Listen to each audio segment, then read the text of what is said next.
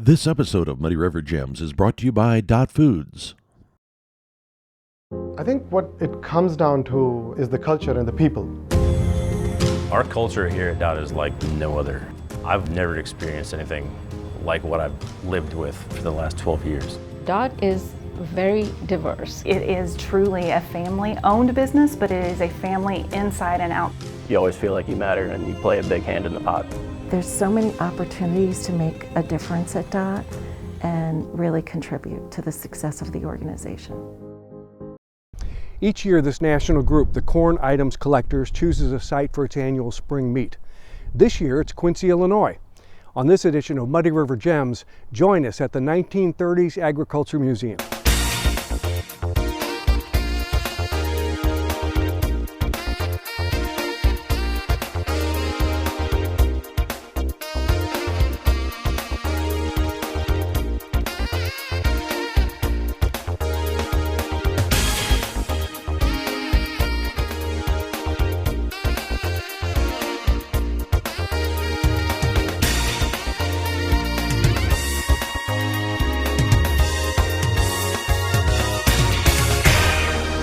Marvin, it's interesting here at the 1930s Agriculture Museum. We're just north of Quincy, and you and your father-in-law, Don McKinley, have been operating this museum up here for, what, 21 years? Yep.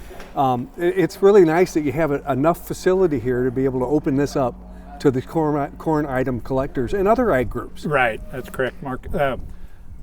Don is a member of this Corn Items Collectors organization, and he gets a newsletter.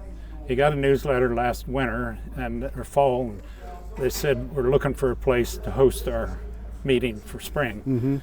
And he handed it to me. I was reading it, and he said, I don't know if I'm up to doing that, but if you and Kathy want to try to take it on, he said, feel free to do it.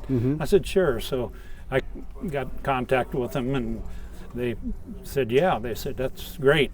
So they came and looked the place over and said if we could use this shop, and then had the museum for everybody to tour. And so it's been a wonderful experience to have these guys here. They're awesome. Oh, they are awesome. Yeah. And they got to love this, because now on an earlier program, we featured Don and you in the museum. So some of our audience is familiar with the museum, but it's a wonderful thing for them to be able to just go over there, and they could spend a whole day in there. Yes. And more than that, some of them, because they're collectors. Right. They really appreciate what you've done. The one guy who's here from Tennessee, state of Tennessee, he was in there this morning for quite a while, and he said, I got to go back. And you said, well, you can. It's there. Right next door. It's all weekend. It's here. Yeah. So, yeah. Well, say hi to Don for us, and Sure hope will. you have a great weekend. Okay. Well, thank you guys for coming out and you bet. helping us with these guys. Thank you. Steve Link, we're amid a bunch of oddballs here, aren't we? Yes, You're definitely. I'm one of the president younger. of I'm the the president, oddballs. and I'm one of the younger members. Yes. Okay, so this is the Corn Items Collectors, right? Yes. And it's a national group. These people come Yes. from all over the country. Yes. We happen to be just north of Quincy here at Don McKinley's museum area, and he's hosting this year. Our spring meet. Yes. Yeah, the spring meet. Okay, what goes on at the spring meet? People bring their displays, stuff they've collected all winter. They're new to them items. We bring stuff. We'll have a silent auction, so people have donated things to auction off to help raise money for the club. You can buy, sell, trade amongst ourselves. It's open to the public. If anybody wants to come out and see it. You want to breeze us through here real quick, Yeah, and we then can we'll go come through. back a little later and talk to everybody. But I almost tripped over this. This is what are these items here? These are corn shellers. This is Jim Moffat's collection. They're just a hand crank corn sheller you sit on. A primitive scrub sheller, I believe is what they call that. Jim Moffat is a legend, isn't he, among he's collectors? He's one of our gods. Yeah, he is the man. Well, listen, I have done Phyllis. programs with collectors, and not just corn items, but other items. Everybody knows Jim Moffat. If it's Yes. to do with agriculture, everybody knows Jim Moffat. Him and Phyllis have a collection of. Phyllis has the most egg beaters of anybody I've ever met. And they're all different. Let's go this way. This is setup day. Yes, so setup this day. is going to be a weekend of Right. But we have tables, people setting up tables here. What do you think's going on? So these items for sale, just different things, pieces, parts. So it's pretty much anything corn related. Cast iron seat off a corn cutter. There's the blade next to that would actually strap to their leg as they're walking through the field, and would cut the corn stalk off. No kidding. Wow. Stretch. So you have to be coordinated and strong. Yes. Okay. Let's walk past here. Everybody's getting busy here. This is really a good place to have it because Don and Marvin have a lot of stuff of their own here, don't they? It's really kind of cool. So they've opened the museum, so anybody, so we can have our meeting, meet the museum. So this is all donated items for a silent auction to help raise money, just different things. And not necessarily all corn related. We're not. But mostly. Mostly corn related, yes. Here we are in Illinois. We owe a lot to corn, so let's stick with the corn theme. Okay. Huh? Now, during this thing, there's going to be a swap meet too. So people come here. I mean, a collector would come here, and if he wants to show off his newest stuff that he's collected, but he's looking for stuff to add to his collection as well, right? Always. I'm always buying stuff. I don't sell as much, but I buy a lot. Yeah. So almost everybody's has something for sale. You mentioned there's some people from out of state. Are any of these tables so here? This display here, he's from Tennessee. I can't remember what town.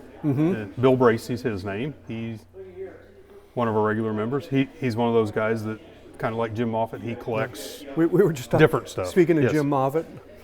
Yep. I wonder how many books he's written. But like this, bullet pencils. So these were all just giveaways at one time. The seed corn companies would give pencils away. So now they're collectibles. Sure, because it's been decades since they've done that. And bullet pencils have gone up in value. And it's just one of those things that... Those are interesting. You know what, I must say, I've never seen one of those before, but they were really common at one time. Yeah. Huh? Interesting. We'll be talking to this guy, I know, but what's he setting up? What's his his display, this is the check wire that went on planters, like corn planters, so they would stretch this wire out across the field, and there's the knots on them. So as that planter would cross that knot, that's where it would drop the seed. So they would do that so they could cultivate it going both directions. Instead of before there was fertilizers or pesticides. Before there was GPS to tell you where to go, huh? Yeah. Okay. And there are more pen collections? Hand corn shellers. There's a fellow we recognize, Don McKinley. So the club we have... Speaking of Don McKinley, here's... Yep, Don McKinley's book. So as the club, we try to collect the different books that are sort of corn related, ag related. We've talked to Don about selling his book for him. So just the different books. The Moffitts have wrote books. Past members have wrote books. Newer to us is like the cast iron seat collectors have printed 2 different books, and so we've been selling those. We have a book that lists all of former seed corn companies. It's most people would hear the term cast iron seat and think, what? Yeah. But that's the way those corn planters were built at one time, weren't they? Most people call them tractor seats. Well, that's the first thing they'll tell you is wrong. They're mostly horse-drawn implement seats. We have the books that list for the, what do we say, like the corn husking competitions. So we have from 1924 up to 2015. So everyone that was a state finalist and the national finalist are all in these books. Ron Delavu, you're from Aledo, Illinois, right? Aledo, Illinois. Okay. You've been a member of this group for a while? Yeah, since 92 or something like that, yeah. Do you like these meets? I mean, this is the spring meet. Is it Well, fun I do to like catch them up with these because folks? I collect this kind of stuff, and when I collect it, then I can come to meets like this and things and learn more and also pick up things. So do you ever bring stuff that you don't even really know what it is, and you bring it along and people identify it for you? Find out what it is. Is that right? Yeah, I was just talking to him about a hammer here a while ago that I thought it was something, and he told me what it was. And Is that right? Is it one of your items? Yes. Well, which one is it? This hammer right here. What'd you learn about it? Well, I bring things too that aren't corn item stuff because there's a lot of people here that's into tool collectors club too. But this hammer is to straighten it. You pull a nail and you don't straighten it. You pull it here and you pull it up, and then you move it in and you move it in, and it pulls the nail out. So it doesn't bend it. Doesn't bend it. Amazing. But they're very rare. I'll be darned. Yeah. And any idea how old it might be? Probably back in the 20s, the No 30s. kidding. Yeah, yeah. And I guess back then, you would want to save as many nails as you could. You didn't want to be bending them up, so if you pull them out straight, you can reuse them, That's right? exactly right. You Neat. reused your nails. Yeah, I'll be doggone. You didn't have to pay the hired man to go in and straighten them out. Oh, okay. Now, we were just here a little earlier, and we learned that these pens were given away by, I guess seed dealers for the most part? Right, yeah. And these are called mechanical pencils. So they have lead in them. Mm-hmm. So they are a mechanical pencil. We used to call them Eversharps, but Eversharp is a company itself. So we call them mechanical pencils. Mm-hmm. And they're advertising. They're seed companies and stuff that are no longer in business and things like that. Show me, what's this monster here? What is this thing? This one here, this is just an odd corn sheller. It's a what they call a box sheller. You put it on a box like this. You put the corn in like that, and then you turn the crank and it shells it out. Mm-hmm. But this also has a nubber on it that, and let me go to this and I can explain the number a little bit. Okay, this here, to prepare seed corn, when they planted their corn, they always took the big ears and hung them up in a crib or somewhere in a barn and let them dry. Mm-hmm. But this was open pollinated corn, so they saved their own corn to plant. Okay. Today you can't do that because it's hybrid corn. But this is what they would plant. This much of the corn. They took,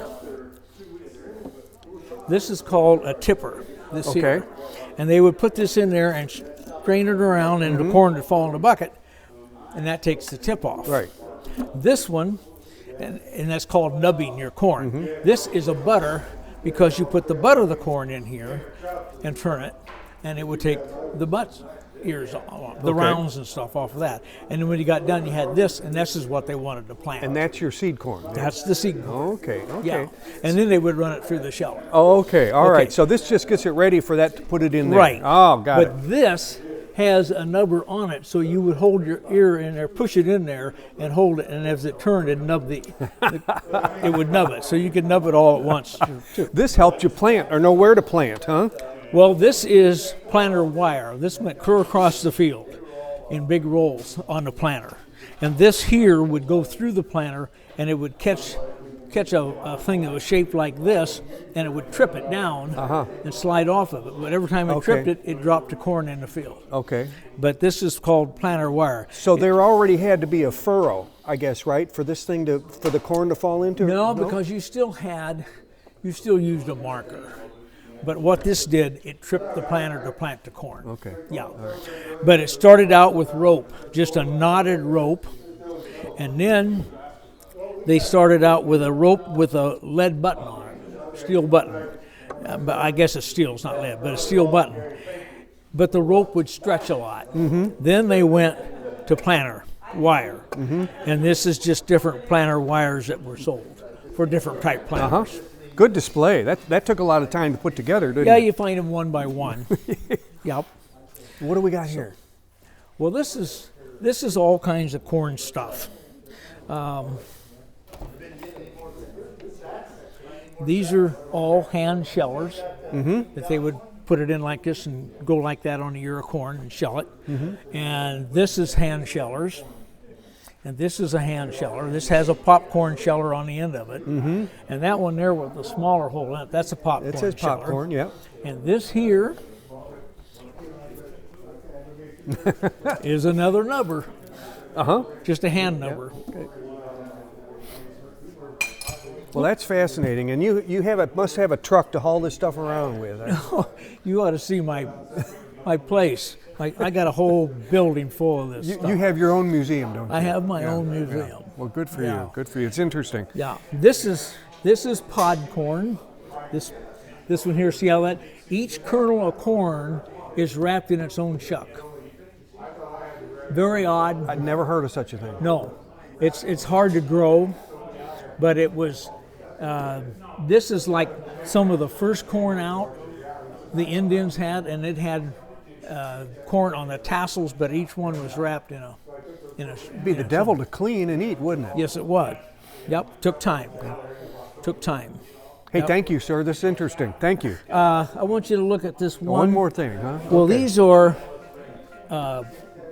corn husking pegs and stuff. And oh, you got, you got it automated. Cool. Battery operated corn husker. All right. We'll be back with more from the 1930s Agriculture Museum after this message from Dot Foods.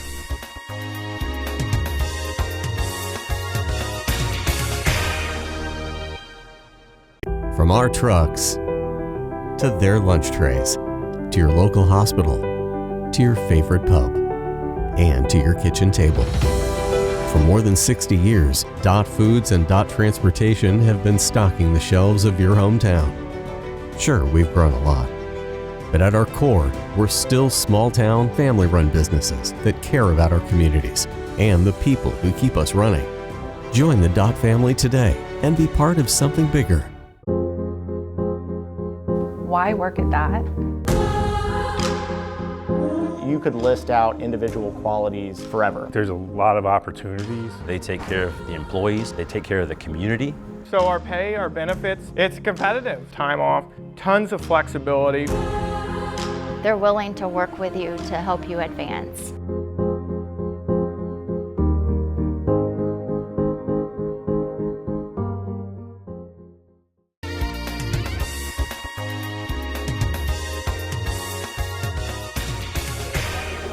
Galen, you probably came the furthest of anybody to get here. I would expect From so. Pennsylvania, huh? Yeah, probably.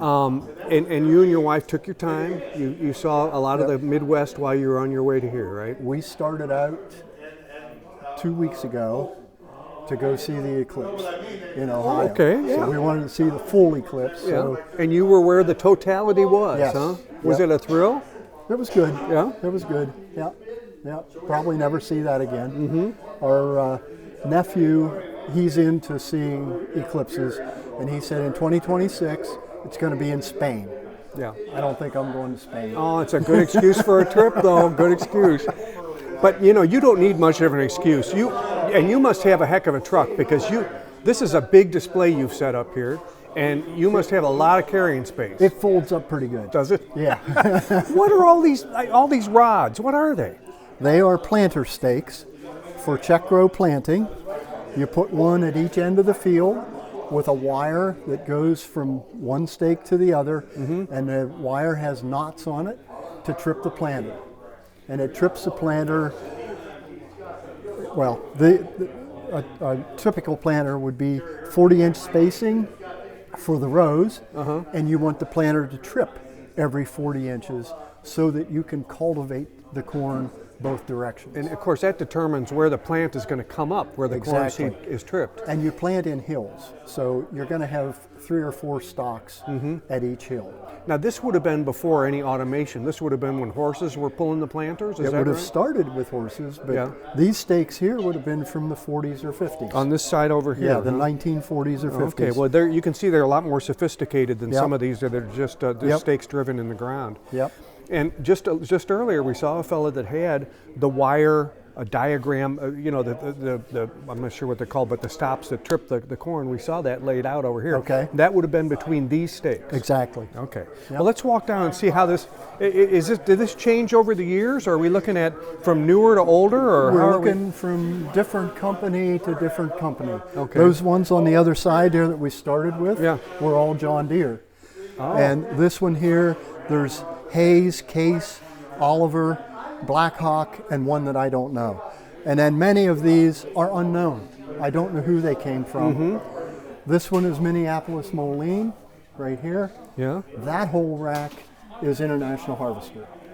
Okay. They didn't color like tractors. They didn't color their stakes like their tractors. So no, they did. Well, sort of.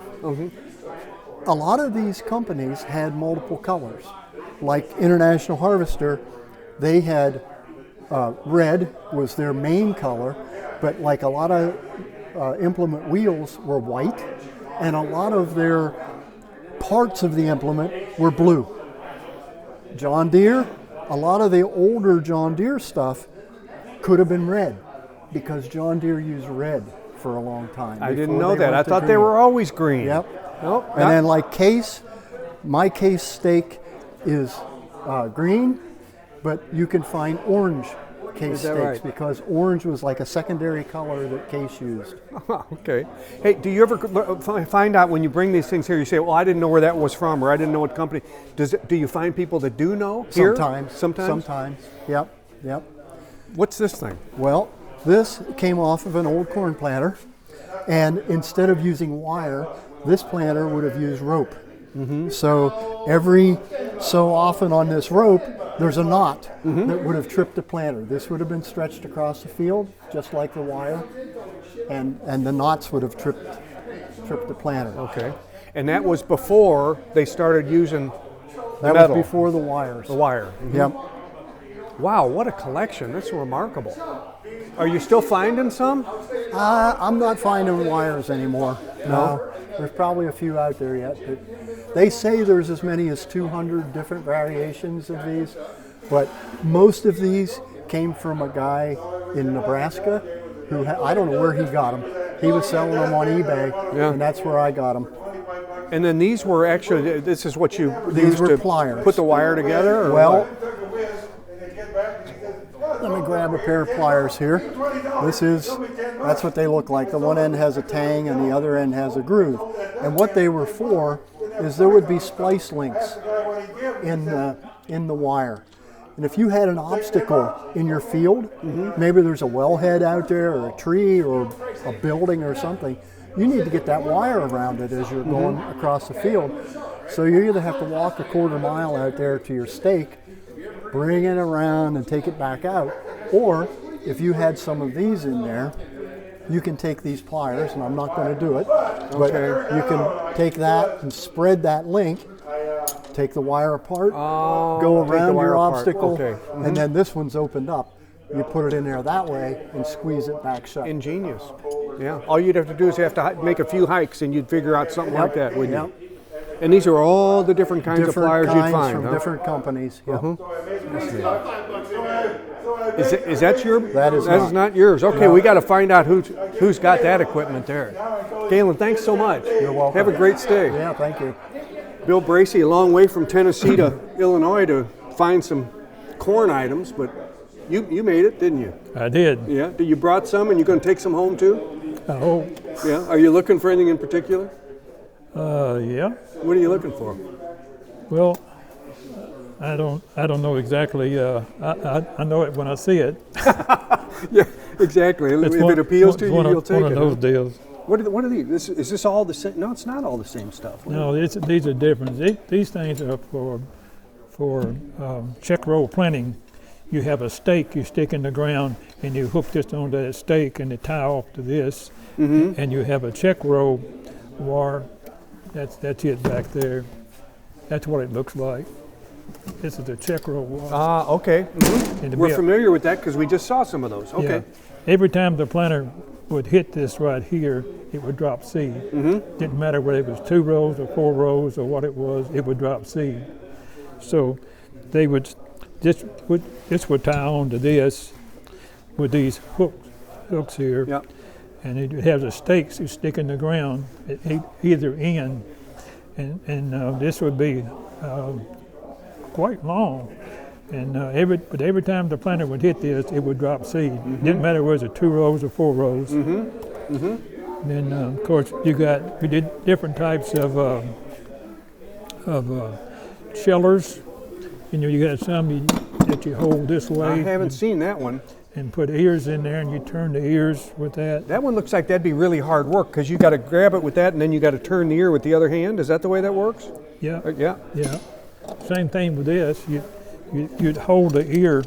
You hold the ear here, and then you just turn it back and forth. And that works that way. These are called nubbers. Nubbers? Yeah, we saw nubbers earlier. Yep. Okay, and they didn't think the nubbins would come up, so they would take the ears of corn and put them in here. They didn't want those little ones. They wanted the middle Right. kernels, didn't they? They didn't think. Well, they were wrong, but they didn't know it. They were wrong. So they would just put it in here and get rid of the nubbins on either end.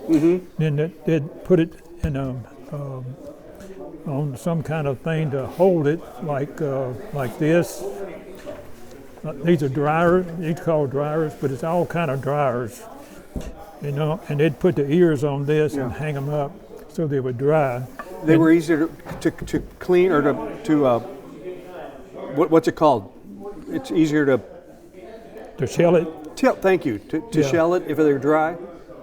Well, they weren't going to shell it. They'd leave it that way till they got ready to shell. They wanted it to dry first. Yeah. Okay. Wanted to dry. And they would hang this up in the barn, you know. Yeah. And they would plant that seed the next year. Okay. All right. See, that's another one, but they make all kind of a whole bunch of different ones of those. This is made to, when you go into the field and you're picking the corn, the ears of corn, some of them fall down on the ground. So this tool here, you can just push it down over the top of it. See, it's spring loaded. Yeah. And you can pick up the ears of corn without bending over. Boy, I bet that after a hard day, that would be lots of bending over, wouldn't it? After a long day, see, that amounts a lot. And this is a sheller. They'd put it on top of a box like that. It'd be a box like that box back there. Anyway, you see the square point nails here. Yes. And here, and they're extremely sharp, but this would be mounted and tied to this box. You'd put the ear of corn in there and just do this. You shell it real quick. So one at a time or more than one at a time? No, one at a time. One at a time. These are corn knives, you know. When they cut the stalk, that's what they were for. This would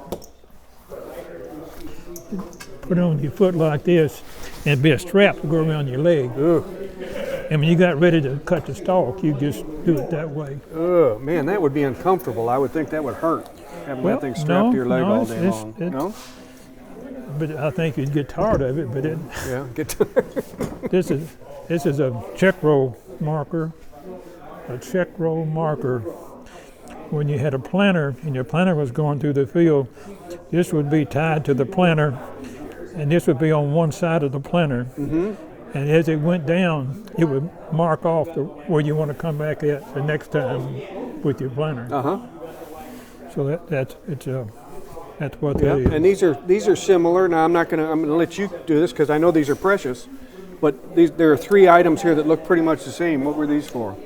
This is to shell the corn. Okay. They would mount on a box like this. It'd be mounted on this box. And then the corn would dump into the box. Yeah. It would collect the corn for you. Yeah. See, it would go just like this. Yeah. And you can just turn it like this. And a lot of times the kids would do this. The kids would do the shelling there. And of course, this is an old way. They would do it. They'd rub the cob up and down on that.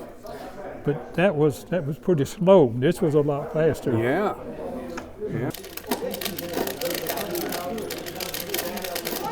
Try pushing down to see if we. Wow. So we heard a lot about shelling during this program. That's what's going on here. And Jim Moffitt, you got to look at there. Your son's more than willing to shell more than he needs to for us. And we thought he was going to catch it all. He's not catching hardly any of it.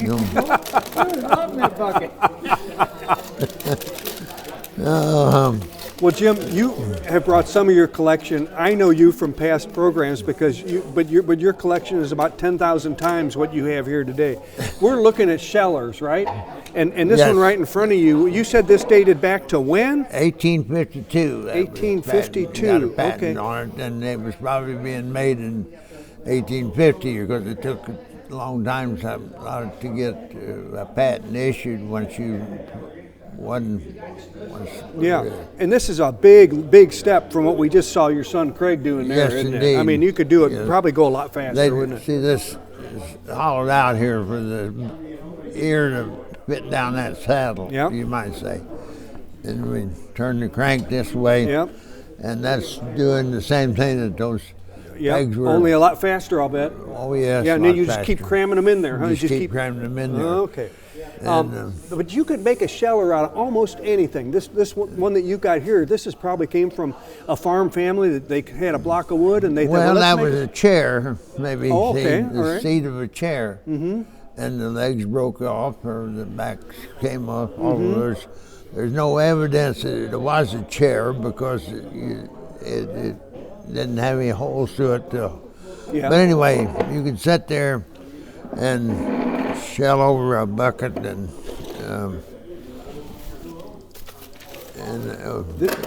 this is definitely low tech and much more difficult, but it does work. It does work. And look at that corn shoot all over the place. I guess the animals were probably pretty happy because there was always some corn on the floor. I mean, if you were going to go out in the chicken yard and the chickens, they're going to come harvest the kernels from out there. Well, you know, I can't hardly see in having a corn items show like this without some corn on the floor. So I think we just did them a favor, don't you think? Good? Yeah, and then get the square one, Craig. Okay, let's show one more. The square one? All right. Yeah, just set the end down there. And that one looks like it would be a little easier. I've never shelled corn with that, so Scraping it off. Well, start at the bottom and push down. Yeah, some of them work better than others. That one's doing it. Yep. Well, growing corn was the easy part. Jim Moffitt, thank you so much. Yes, you're very welcome. Okay. Just a reminder, you can see items like this and many more at the 1930s Agriculture Museum near Quincy. This has been another edition of Muddy River Gems brought to you by Dot Foods. Thanks for watching.